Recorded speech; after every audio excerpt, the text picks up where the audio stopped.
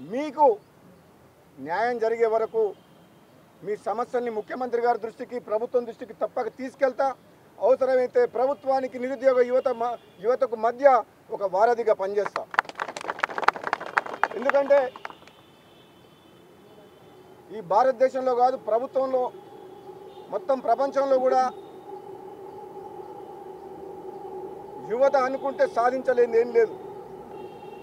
యువతతో పెట్టుకున్న ప్రభుత్వం ఏది కూడా మనుగడ సాధించలేదు నిన్న మొన్న నేపాల్ దేశంలో ఒక అవినీతి రహిత ప్రభుత్వాన్ని తీసేందుకు యువకులు పోషించిన పాత్ర మీరందరూ కళ్ళతో చూసింది ప్రపంచం చూసింది అంటే నిరుద్యోగ యువతని గాలికి వదిలేయద్దు వాళ్ళు మన పిల్లలు వాళ్ళకు ఏదైనా దారి చూపించాల్సిన బాధ్యత ఈ ప్రభుత్వం మీద ఉంది ముఖ్యంగా ప్రభుత్వంలో ఉన్న పెద్దలు పాలకులు ఒక రాజకీయ కోణంలో కాకుండా ఆర్థిక కోణంలో కాకుండా సామాజిక కోణంలో మానవతా దృక్పథంతో ఆలోచించినప్పుడే ఈ నిరుద్యోగ యువతకు న్యాయం జరుగుతుంది కాబట్టి నిరుద్యోగ యువకులను కాపాడుకోవాల్సిన బాధ్యత ప్రభుత్వం మీద ఉన్నది అదేవిధంగా గ్రూప్ 1 గ్రూప్లో కూడా జరిగిన అవకతవకల మీద కోర్టులో వ్యవహారం నడుస్తుంది కాబట్టి దాని గురించి నేను ఎక్కువ మాట్లాడడం కరెక్ట్ కాదు కాబట్టి ఒక శాసనసభ్యుగా ఒక కాంగ్రెస్ పార్టీ ఎమ్మెల్యేగా తప్పకుండా అందులో జరిగిన అవకతవకల మీద ప్రభుత్వం దృష్టికి తీసుకెళ్ళి ఎవరికైతే అన్యాయం జరిగిందో నిరుద్యోగ యువతకు గ్రూప్ 1 సర్వీస్లో తప్పకుండా ప్రభుత్వం దృష్టికి తీసుకుపోతా అని చెప్పి కూడా మీకు మాటిస్తున్నా ఏదైనా మీ డిమాండ్లను ఏదున్నా సరే తప్పకుండా నేను నిరుద్యోగ యువతకు సంబంధించిన ఏ సమస్య ఉన్నా మీకు మళ్ళీ మాటిస్తున్నా మళ్ళీ మీకు మళ్ళీ చెప్తున్నా 1-2 సార్లు చెప్తున్నా మళ్ళీ మీకు 30 లక్షల మంది దాదాపు నిరుద్యోగ యువత ఉన్నారు కష్టాల్లో ఉన్నారు కన్నీళ్లతో ఉన్నారు తెలంగాణ వస్తే మా బతుకులు బాగుపడతాయి మాకు ఉద్యోగాలు వస్తాయి ఈ ఉమ్మడి ఆంధ్రప్రదేశ్లో మాకు అన్యాయం జరిగింది అని ఎంతో ఆశతో తెలంగాణ ఉద్యమంలో ఉన్నారు కేసీఆర్ని గద్దె దింపే దాంట్లో కూడా కీలక పాత్ర పోషించారు కాబట్టి వాళ్ళందరూ కూడా చెప్తున్నాను ఈరోజు మొదటి రోజు కొందరు సోదరులు నిరుద్యోగ సోదరులు రమ్మంటే వచ్చిన మీ సమస్య గురించి మాట్లాడుతందుకు తప్పకుండా నేను ప్రభుత్వం దృష్టికి నిరుద్యోగ యువకులు ఎవరైనా 10 మంది కలిసి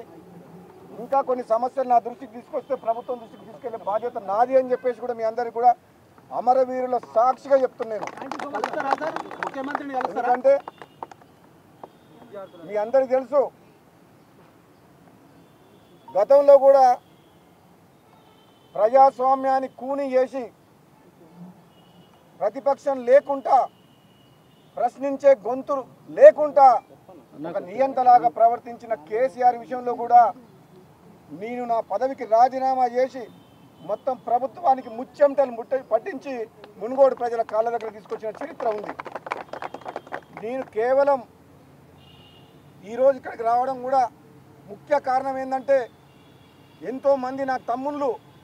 బాధలు చెప్పుకోలేక మనోవేదనతోటి వాళ్ళ కుటుంబాన్ని పోషించుకోలేక పెళ్ళిళ్ళు కాలేక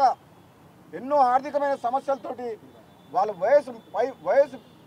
వయసు మీరిపోతుంటే కూడా ఉద్యోగాలు రాక వాళ్ళ జీవితంలో సెటిల్ కాక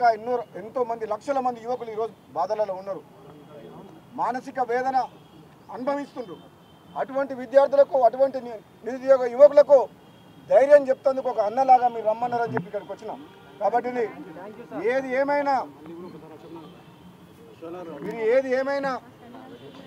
నాకు ఈరోజు తెలిసింది నేను అమరవీరుల స్తూపం ఈరోజు సెప్టెంబర్ 17 అని చెప్పి నేను వస్తుంటే కొన్ని ఎడ్యుకేషన్ ఇన్స్టిట్యూషన్ దగ్గర కూడా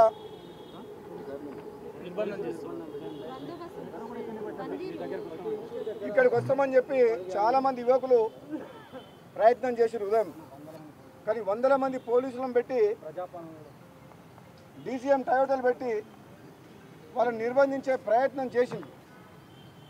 కావున చాలామంది రాలేకపోయినారు. అయినా పర్వాలేదు, మీరు రావాల్సిన అవసరం లేదు. ఇది ప్రజాపాలన, ప్రజల ప్రభుత్వం, ఇది పేదల ప్రభుత్వం, ఇది కాంగ్రెస్ పార్టీ, ఇది ఒక జాతీయ పార్టీ. మీ సమస్యలు వింటేందుకు నేనే మీ దగ్గరకు వస్తా.